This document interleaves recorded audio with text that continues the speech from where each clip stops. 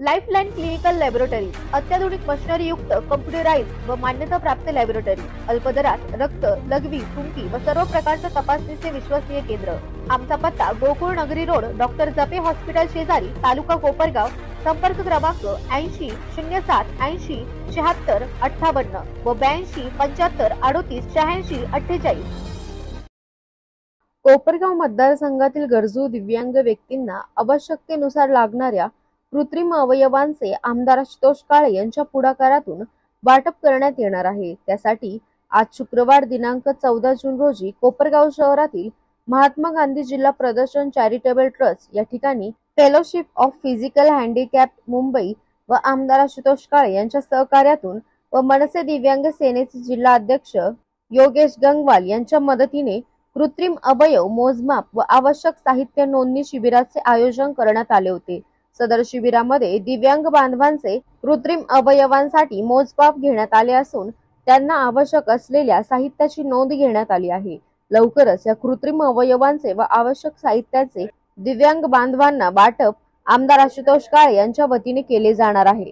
यावेळी आमदार आशुतोष काळे यांनी दिव्यांग बांधवांशी संवाद साधत त्यांना येणाऱ्या अडीअडचणी जाणून घेत त्या सोडवण्यासाठी कायम कटिबद्ध असल्याची ग्वाही दिली आहे। यावेळी फेलोशिप ऑफ फिजिकल हँडिकॅप्ड मुंबईचे general secretary Vilas Kolgaonkar, committee सदस्य शैलेजा लांबा, सदस्य मनसे दिव्यांग सेनेचे जिल्हा अध्यक्ष योगेश गंगवाल, कर्मवीर शंकरराव काळे मित्र मंडळाचे अध्यक्ष कारभारी नाना आगवण, कर्मवीर शंकरराव काळे सहकारी साखर कारखाना व संलग्न संस्थांचे पदाधिकारी, राष्ट्रवादी काँग्रेस पक्षाचे पदाधिकारी, माजी जिल्हा परिषद पंचायत समिती सदस्य, माजी नगरसेवक, मनसे दिव्यांग सेनेचे पदाधिकारी, कार्यकर्ते व दिव्यांग बांधव मोठ्या संख्येने उपस्थित होते। आज या ठिकाणी आपण अवयव जे काही कृत्रिम लावायचे असतात याचं मोजमाप या ठिकाणी घेण्यासाठी सर्वांना आमंत्रित केलं आणि तसेच जे काही साहित्य दिव्यांग बंधू आणि भगिनींना लागतं त्याच्यामुळे त्यांचं जीवन जरा थोडं सुखकर होण्यासाठी थोडी मदत होते, अशा प्रकारचं वाटप करण्याचं नियोजन या ठिकाणी केलेलं आहे। हा कार्यक्रम या ठिकाणी आयोजित केलेला आहे। मी या निमित्ताने एवढंच म्हणेन, आपले जे काही दिव्यांग गरजू, गरीब आणि दिव्यांग अशा सर्वांना मदतीची गरज आहे आणि म्हणून आपण सर्वांना तीच विनंती राहील का आपण यांच्या जीवनामध्ये ठीक आहे, आता त्यांना काही देवाने किंवा काही अपघातामुळं काही त्यांचा अवयव किंवा हातपाय जे असतील त्याच्यामध्ये त्यांना हे करावं लागलं असतं, पण आपण सर्वांनी त्यांना मदत करावी, त्यांना जे काही आधार देण्याची गरज आहे ते करावं। आपलं हे काम एक ईश्वर सेवाच म्हणून आपण समजून त्या ठिकाणी आधार देण्याचं काम केलं पाहिजे असं मी मानतो। आणि जे काही आपल्या इतर अडचणी आहेत, आता दिव्यांग बंधू भगिनी आहे यांना कुठलं ना कुठलं आता काहीतरी केलं पाहिजे ज्याच्याने आपला प्रपंच असेल किंवा आपलं जीवनमान, आपलं जे काही काम चालू आहे याला आधार देण्याची गरज आहे।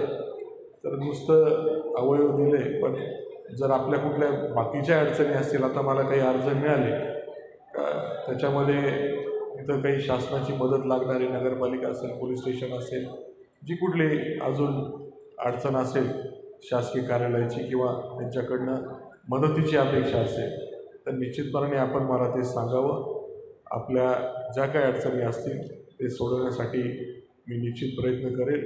आपल्याला कायम माझा म्हणजे आधार देण्याचा किंवा सहकार्य करण्याचा प्रयत्न आहे आणि आपले देखील आशीर्वाद अशाच पद्धतीने जसे कर्मवीर शंकररावजी काळेसाहेब, माजी आमदार अशोकरावजी काळेसाहेब यांनी त्यांच्या काळामध्ये सर्व आपल्या दिव्यांग बंधू भगिनींना मदत करण्याचा प्रयत्न केला, त्यांना आधार देण्याचा प्रयत्न केला, तसाच माझा प्रयत्न आहे। म्हणून आपण तशाच पद्धतीने आशीर्वाद माझ्यावर, आमच्या सर्वांवर ठेवावा अशा प्रकारची विनंती करतो।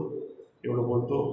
आपण सर्वजण या ठिकाणी आले, खास करून आपले फेलोशिप ऑफ फिजिकली हँडिकॅपचे सर्व टीम आलेली, कोळगावकर साहेब असतील, लांबा मॅडम यांचे मनापासून कोपरगाव मतदारसंघाच्या वतीने, आपल्या पूर्ण परिसराच्या वतीने त्यांचं स्वागत करतो, त्यांचे मनापासून आभार मानतो आपण या कार्यामध्ये आपलं महत्त्वाची भूमिका या ठिकाणी बजावत आहे आणि आपल्यामुळं या ठिकाणी अनेक दिव्यांग बांधवांना त्या ठिकाणी हे सर्व साहित्य मिळणार आहे आणि त्यांना ते कृत्रिम अवयव मिळणार आहे.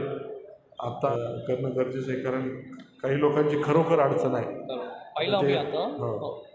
तर त्यांच्या पायाला पण अडचण आहे, हाताला पण अडचण आहे. त्यांना फक्त बटन किंवा असं तेवढंच ऑपरेट करता येईल, म्हणून त्याच्या बाबतीमध्ये आपल्याला विचार करावा लागणार आहे. आता ती त्या पद्धतीने मागणी आली, मग आपण तसं करूया असं मला वाटतं.